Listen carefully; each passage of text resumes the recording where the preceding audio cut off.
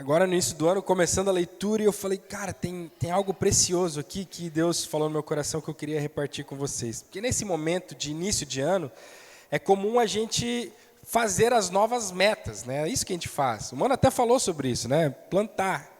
Quem planta, colhe, né? Foi isso que foi falado no domingo passado.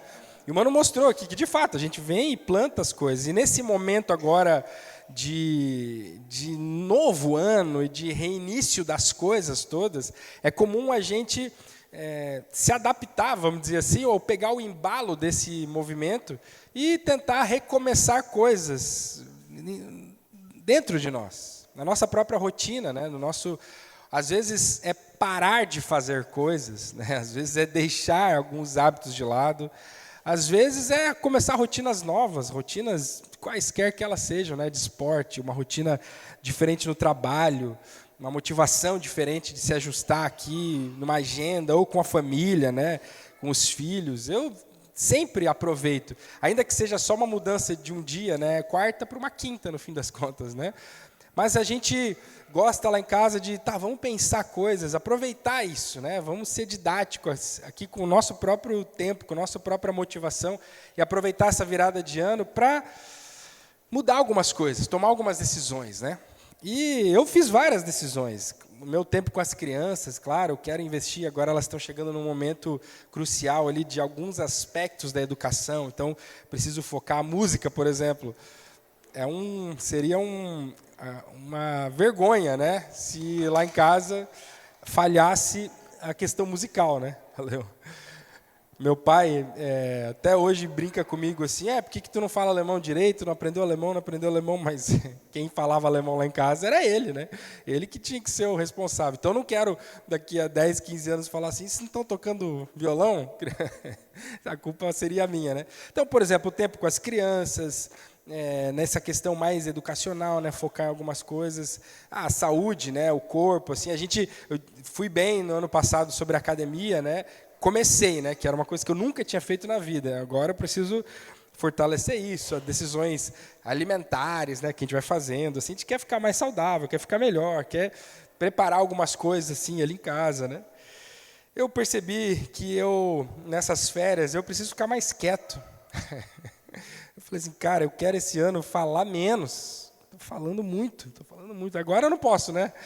Não é a hora de pôr isso em prática nessa manhã. Mas eu falei, cara, eu estou falando demais. Então, assim, a gente aproveita esse momento de início de ano e vai fazendo aquilo que o Mano falou no domingo passado. A gente vai plantando as coisas e vai semeando ali a fim de colher mais para frente. A gente escolhe as sementes, né? Vai mudando essas coisas que a gente entende que podem ser melhoradas, ou, como eu falei, coisas que hábitos, né, posturas prejudiciais que a gente quer parar isso.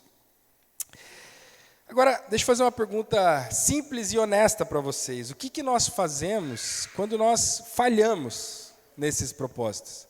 Porque logo no início do ano a gente quer começar com o pé direito, né? Figurativamente falando, a gente quer começar com tudo, a gente quer dar um start para o ano com as decisões corretas, com a mentalidade ajustada, a programação, né? A organização, não, então na terça é assim, na quarta vou fazer isso, e bota a agenda. O dia que a gente mais faz isso, a época que a gente mais faz isso é o início do ano. Mas logo, e aí me corrijam se tiver algum alien aqui que não viveu isso ainda na vida, vai se passando os dias, as semanas, e as falhas vão chegando também. Os erros, os tropeços, né? Você não consegue, se era a academia, se era uma alimentação, se era uma leitura, se era um hábito com as crianças ou com o marido, ou no trabalho, uma nova postura, uma nova rotina, uma agenda, um empenho, né, um foco, invariavelmente, concordam? Caímos. E a minha pergunta nessa manhã é essa: o que fazemos quando nós falhamos nos nossos propósitos? O que fazer quando a gente falha? Se a mensagem do domingo anterior era uma motivação a gente plantar coisas, eu quero fazer uma pergunta muito honesta, que é assim, e quando a semente morre? Ou quando a gente deixa de regar, ou quando a gente erra nesses propósitos? Tropeços, quedas, rebeldias, indisciplinas, falta de fé. Todo mundo falha. Nós, os adultos, os velhos, as crianças. Com certeza, dependendo da idade dos filhos, né, a gente vai vendo esses propósitos nas crianças também. Eu quero estudar melhor, fui mal numa matéria X, né, eu quero me comportar melhor com o papai e mamãe, quero fazer coisas e eles também caem. Essa não é a exceção. A exceção, ela só tem um homem que nunca errou, né? E talvez você tenha começado o ano dizendo justamente isso. Esse ano eu vou conseguir, agora vai. Esse é o meu ano. 2026 é o ano que vai ser diferente, que eu vou fazer algo que agora eu não vou falhar naquele propósito X, naquela mentalidade, nessa rotina. Essa vez eu vou conseguir.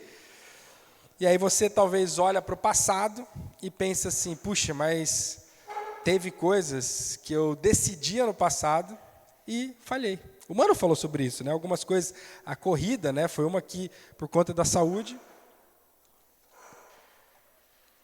ele foi tropeçando. A situação envolveu ele de tal maneira que ele se viu impedido de seguir um propósito que ele tinha, que era os hábitos de corrida e tal, ou o violão, que daí não tem nada a ver até com a situação. Ele errou, ele falou, né? Falou, cara, me empenhei pouco. Mas eu tenho certeza que no início do ano, ele também tomou decisões de, não, esse ano vai ser o ano do violão. O ano quero melhorar nisso e tal. E tudo bem, a gente começa nesse ímpeto, mas o que fazer quando a gente falha? Porque ainda que a gente queira acertar, quando a gente olha para trás, as nossas memórias, elas vão nos botar no nosso lugar, vão botar o nosso pé no chão. Você falhou. E, portanto, eu quero garantir uma coisa para você. Você falhará. Você falhará. E o problema não é nós falharmos nos nossos planos. O problema é achar que a vida com Deus acontece sem essas falhas. Essa é a ilusão, esse é o problema, essa é a imaturidade. Por causa da nossa natureza pecadora, das nossas limitações, tudo aquilo que nós nos propormos a fazer, corre um sério risco, para ser um eufemismo aqui, tem um altíssimo risco de enfrentar alguma derrota, algum tropeço, alguma falha em algum momento no caminho. Por causa de quem nós somos, da nossa natureza, do nosso pecado, nós estamos invariavelmente propensos a errarmos, a cairmos. Lá em Provérbios, Salomão escreve assim, quem pode dizer, purifiquei meu coração, estou limpo? Quem pode falar isso? Alguém aqui poderia levantar a mão e dizer, eu estou limpo, eu purifiquei, eu terminei. Paulo mesmo diz isso, né? Não que eu já esteja pronto, não que eu já esteja aprovado, não isso.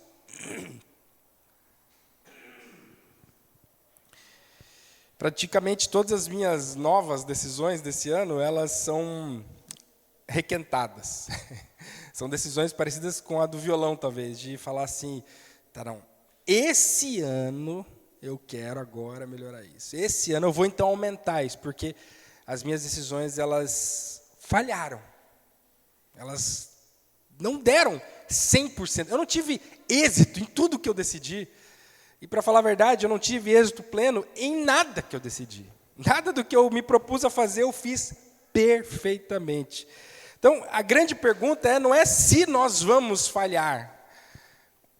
Será que... Não é essa a grande pergunta. A pergunta é como nós reagimos quando nós falhamos naquilo que nós deveríamos acertar. E a Bíblia, ela não esconde as histórias. É lindo como a Bíblia ela é transparente e vai nos contando. Ela não é um livro sobre pessoas perfeitas. Só tem uma pessoa na Bíblia que é perfeita. Ela é um livro justamente sobre um Deus fiel, lidando com pessoas imperfeitas. É isso que a gente tem visto e falado, né? E uma dessas histórias é a história de Abraão. Abraão, ele teve algo que muitos de nós talvez gostaríamos de ter, que é um encontro pessoal com Deus, no qual Deus chama Abraão e fala, eu tenho uma missão para você.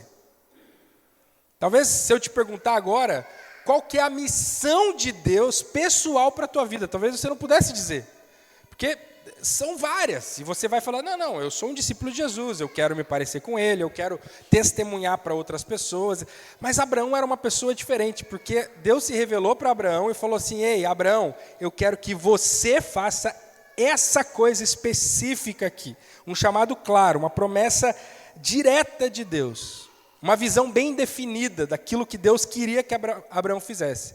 E pensa comigo, nada melhor do que começar o ano assim, né? A virada de ano de Abraão ali de do ano 4.500 a.C. para o 4.499 a.C. ali, foi uma virada de chave importante para Abraão, porque ele falou assim, eu sei o que eu vou fazer esse ano, porque Deus se revelou a mim e falou, faz isso, Abraão. Legal, né? Lá em Gênesis 12, se puder abrir tua Bíblia comigo.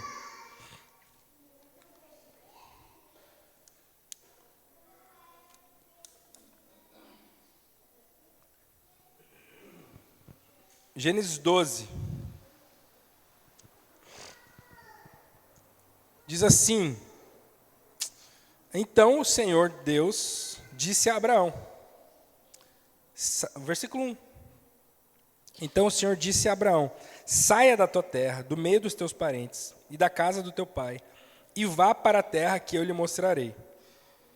Versículo 2, farei de você um grande povo e o abençoarei, tornarei famoso o seu nome e você será uma bênção.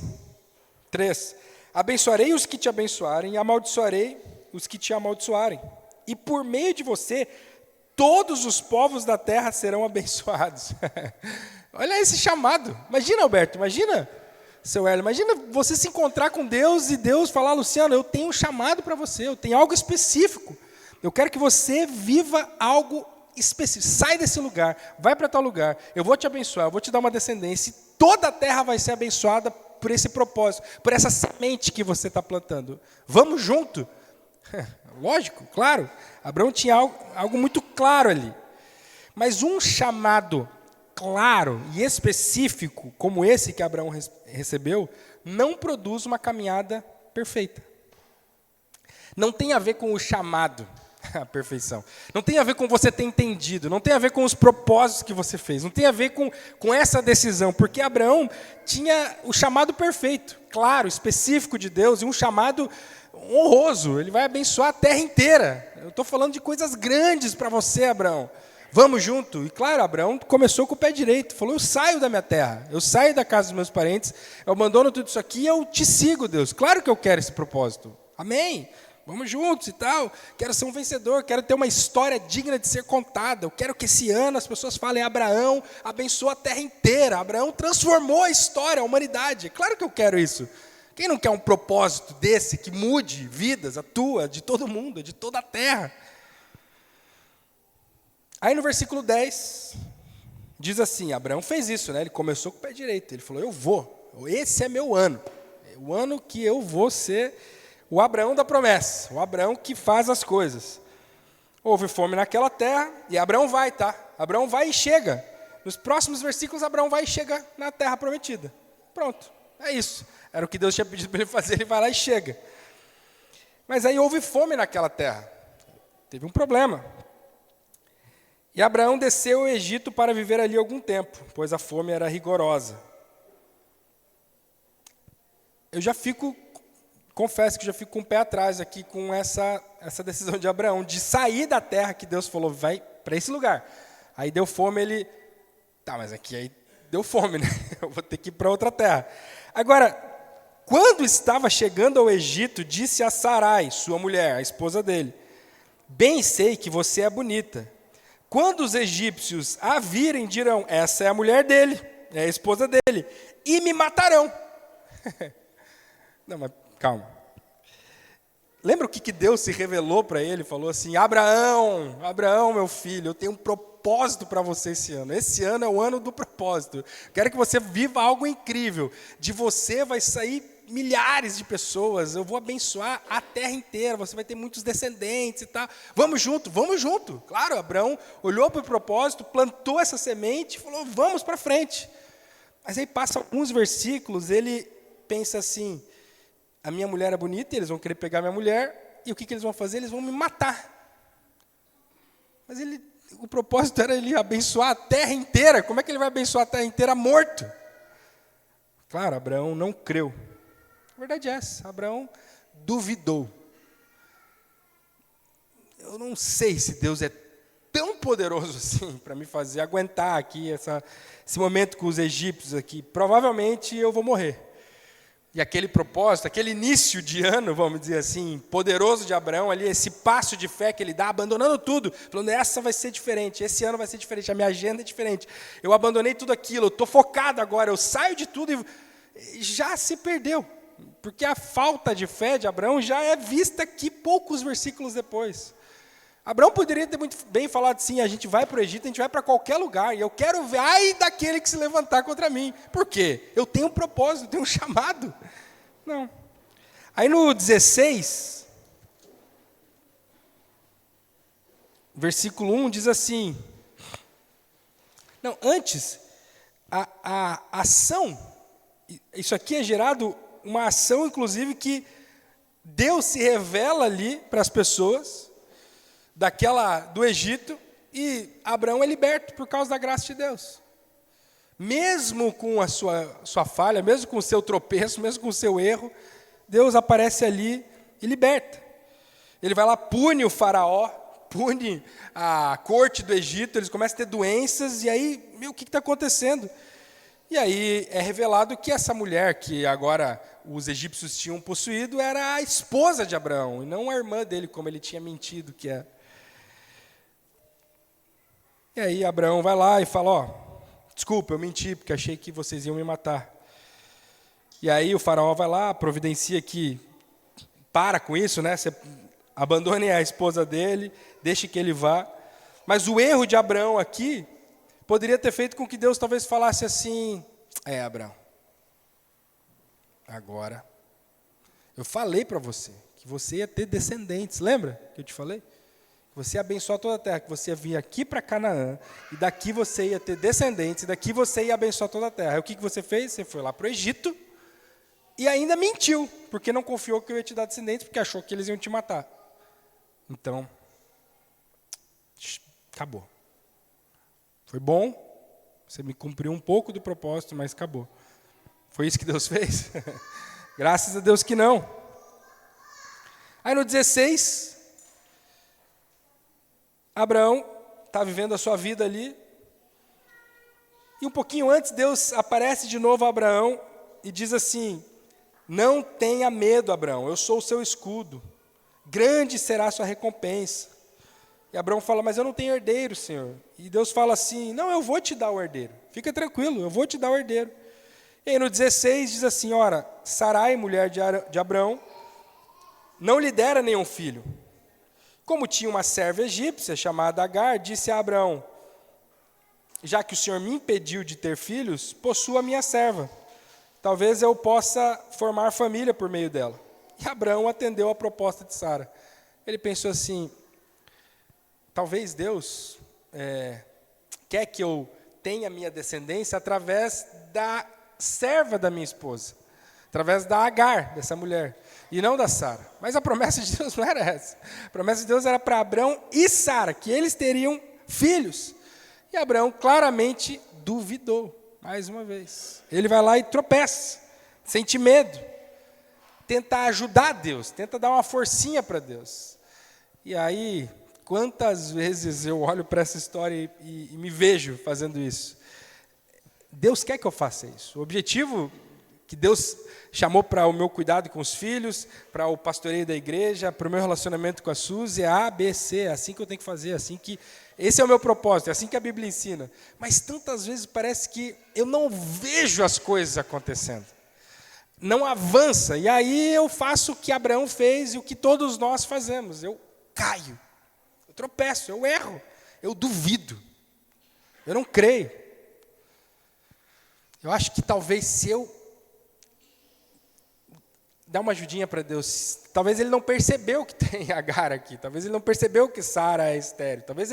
E aí olha a loucura, e a gente começa a pensar. E eu vejo vocês rindo, eu olho para vocês, porque a história ela chega a ser cômica, da dúvida de Abraão. Mas pensa em você. Quantas vezes a gente faz isso, cara? A gente duvida, a gente mente, a gente tenta ajudar Deus. Isso aponta para uma coisa. Nós falhamos, nós vamos falhar. Eu quero te lembrar isso. Nos propósitos iniciais que a gente vai fazer, por mais que seja um lindo propósito, um maravilhoso propósito, você vai falhar, você vai errar, como Abraão errou. Aí Deus relembra Abraão, que é com Sara o propósito. A serva fica grávida de Ismael, que é um dos filhos de Abraão, o primeiro filho de Abraão ali. Mas isso causa uma celeuma ali, um problema na família. Um trauma é criado, essa criança ela é afastada da família. Aí beleza, Deus promete mais uma vez dar a Abraão, dar um filho a Abraão.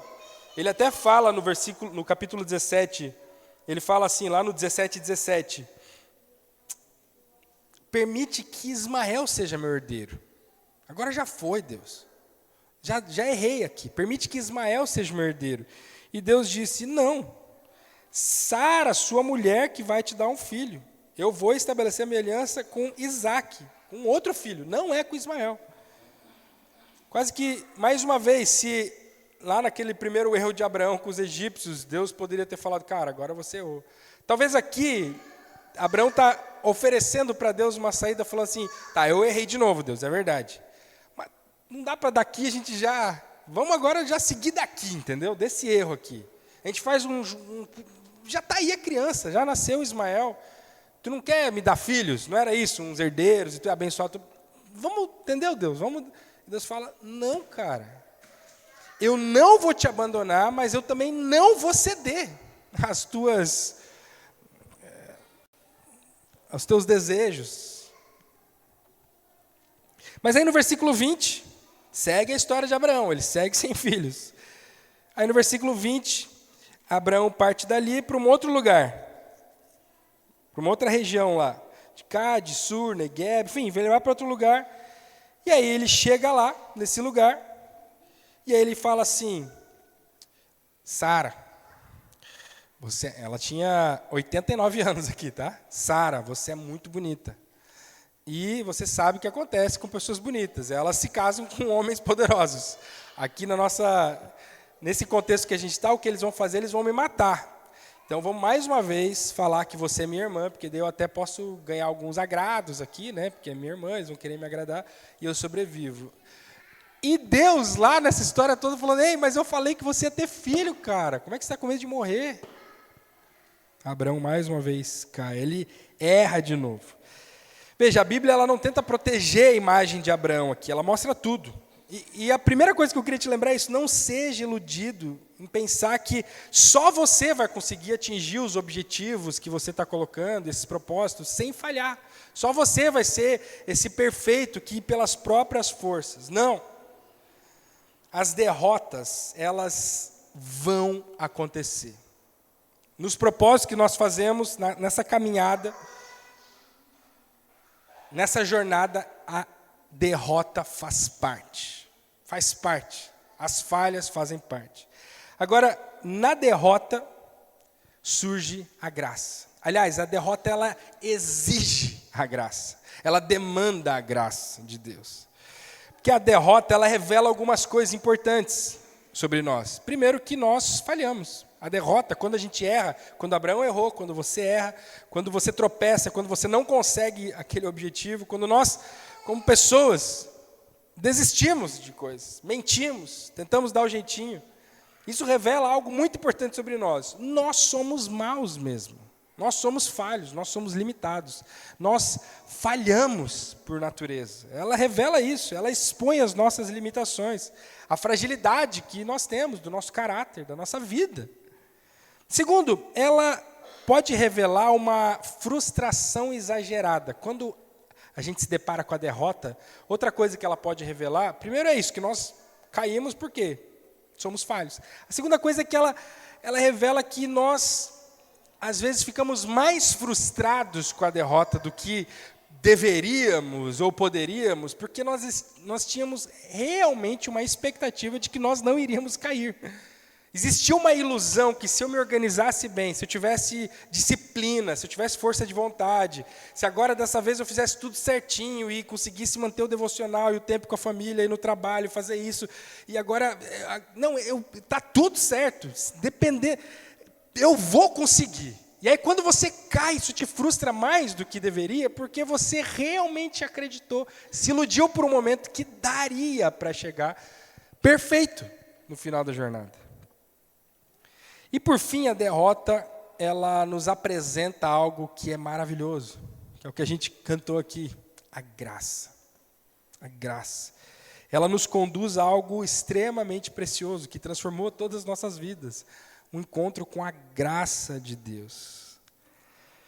Na história de Abraão, sabe o que é mais impressionante? Que em todas essas situações, a graça de Deus prevaleceu. Lembra lá, quando ele falou com o faraó no Egito, e ali poderia ter sido um momento em que Deus disse, não, chega. Não, não é isso. Deus vai lá e abençoa, consegue tirar Abraão daquela situação, ele cresce com aquilo, a glória de Deus é revelada naquele lugar, as pessoas reconhecem que Deus é poderoso. Na situação de Ismael, que Abraão tentou aproveitar e dar um jeitinho e ajudar Deus, e depois até convencer Deus a ficar com aquele jeitinho errado que ele tinha feito. Não, a gente já está aqui, já caminhamos bem até aqui.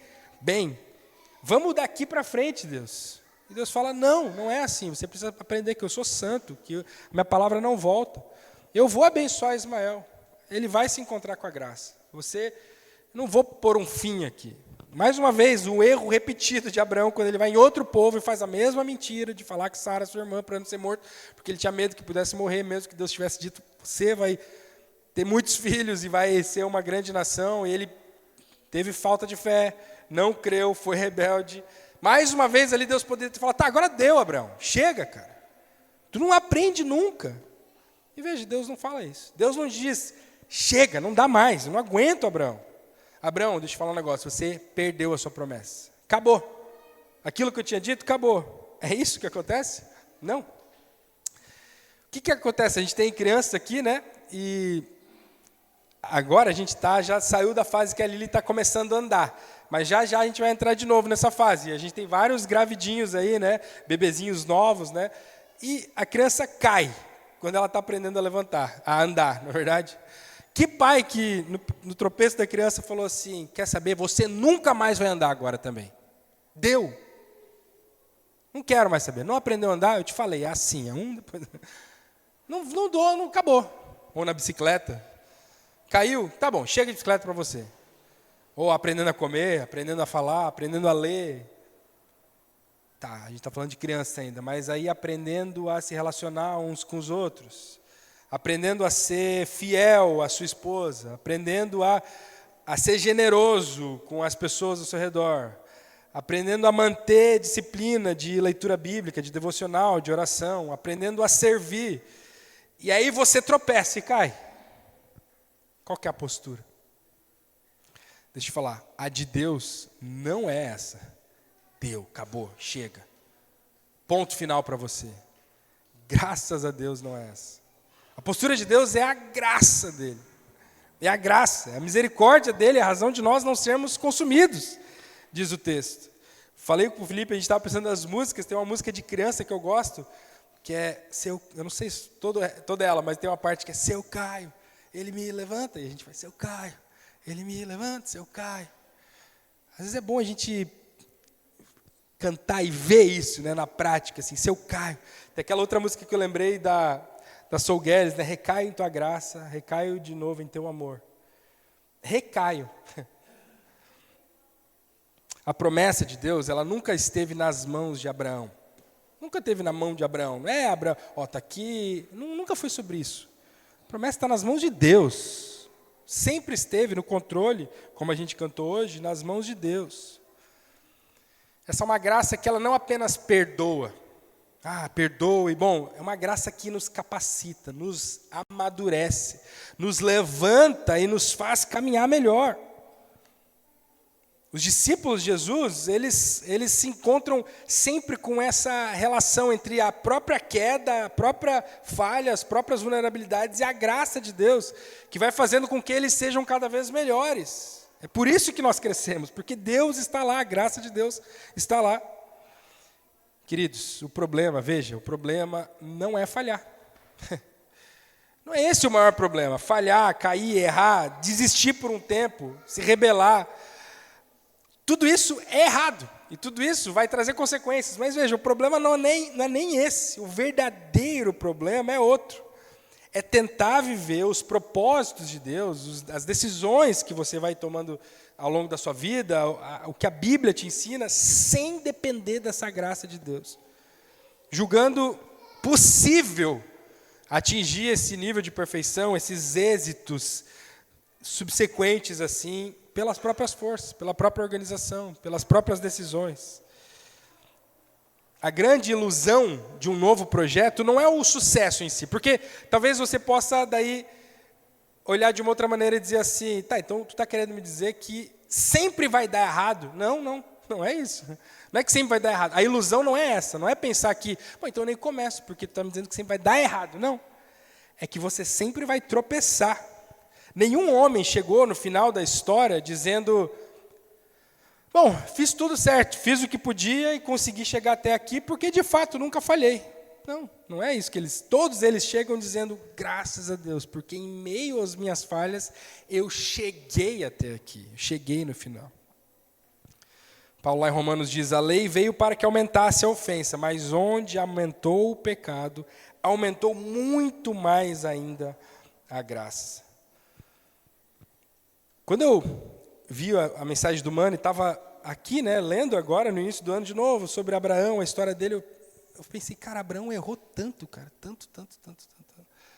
Tinha um propósito claro, uma mensagem clara de Deus, e isso não é suficiente, porque o propósito, a mensagem, a decisão, a autodisciplina, a organização, os primeiros passos, a gente fala isso, começar bem é fácil, dar esse primeiro ímpeto, isso tudo não é suficiente para te fazer chegar lá no fim sem falhas.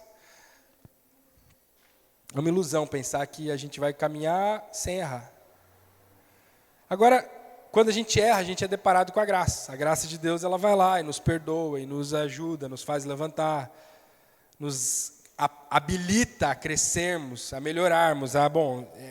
Lembra da criança, Se caiu assim, ela vai começar a andar de outro jeito. Se a bicicleta faz isso, ela vai indo.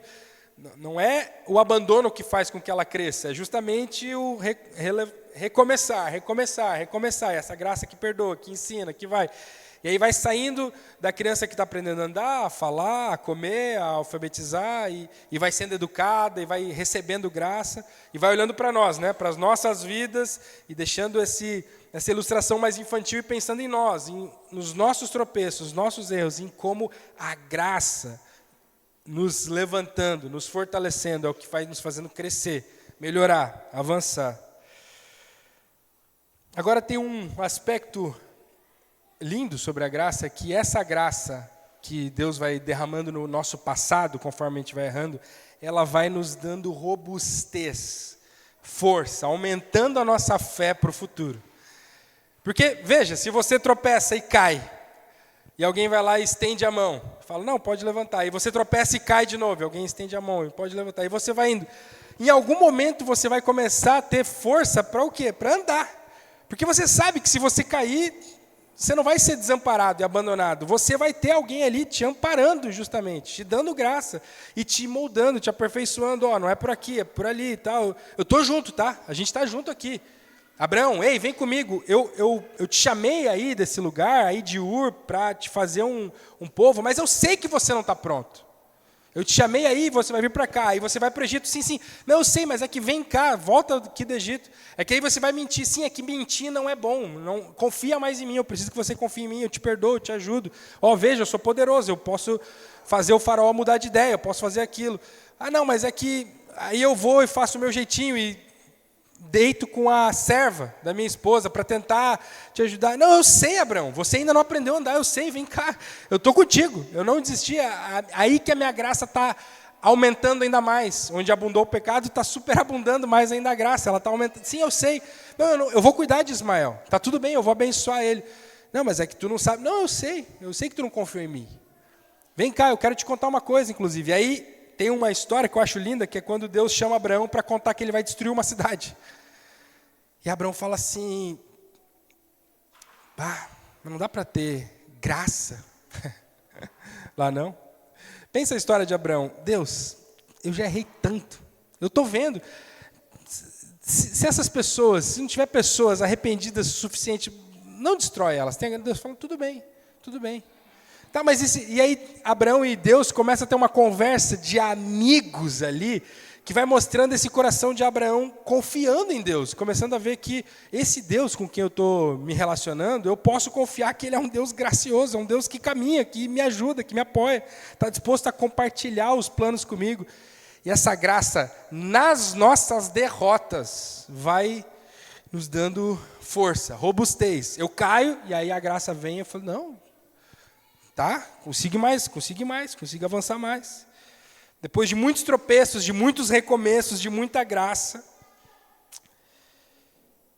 Lá em Coríntios 12, Paulo diz, a minha graça é o que basta para você.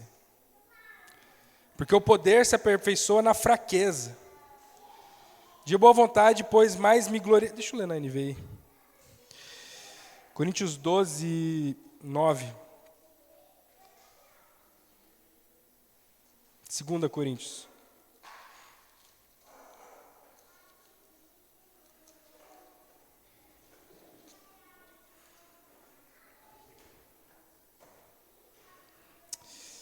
Minha graça é suficiente para você. Deus falando com Paulo, tá?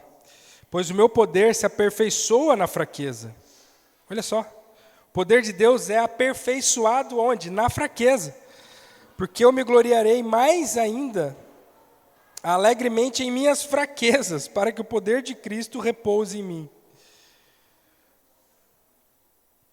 Por isso, por amor de Cristo, regozijo-me nas fraquezas, nos insultos, nas necessidades, nas perseguições, nas angústias. Pois quando sou fraco é que sou forte. Paulo começou a perceber isso, que conforme ele vacilava, caía, sofria, outros erravam com ele, a situação era difícil, mais ainda a graça ia funcionando, mais ainda ele ia ficando dependente de Deus, dependente da graça de Deus. Isso foi acontecendo com Abraão. Até que, lá no 22, depois de alguns anos já de caminhada de Deus, vendo Abraão cair, levantando, e a graça sendo derramada nas derrotas, essa graça vai gerando essa robustez, essa força, aumentando a fé de Abraão. Passado algum tempo, 22, Deus pôs Abraão à prova e disse, Abraão, tome seu filho, seu único filho, a quem você ama, Isaque, e vá para a região de Moriá, mate-o ali. Chega um momento na história de Abraão, de tantos percalços, tantas derrotas, tantas falhas, e a graça de Deus inundando tudo isso, inundando, que Deus vai lá e pede Isaque. E o mesmo homem que antes mentia por medo, não tinha nem filho, já estava... Não, vou mentir porque vai que eles me matem. Não, eu vou tentar ter um filho de outro jeito, porque tem que ter filho. Não, aí vou mentir de novo e não vou ficar aqui porque estou com fome, vou para outro lugar. E aí, esse mesmo homem que tentava controlar o futuro, que tentava se organizar, fazer as coisas do seu jeito. E veja bem, o segredo para mim aqui, eu quero que você perceba isso, se você puder lembrar isso nessa manhã. Um homem que ia fazendo, que tinha o propósito, que se organizava, que queria chegar onde Deus queria que ele chegasse. Ele deu o passo, ele estava pronto para isso, o homem que fez tudo isso, e errou sempre. Esse é o ponto. Errou, gente, errou, a gente vai errar. Esse homem aqui, por causa da graça de Deus, que ia reparando os erros, melhorando Abraão, fortalecendo ele foi aprendendo que Deus o amava, que Deus é gracioso, a ponto até de que se Deus pedisse o filho dele para matar, Abraão pensou, ele deve ser poderoso para ressuscitar esse menino, porque ele disse que era através de Isaque que a descendência ia acontecer. Então, está tudo bem. E Abraão vai lá, pega seu filho, um pouquinho de lenha e vai. E aí a história é linda, né? No 6 ali ele pega a lenha, coloca nos ombros de Isaque. Abraão também já é velho, né? 100 e poucos anos aqui. Caminhavam os dois juntos. E aí o Isaque disse, pai, sim, meu filho.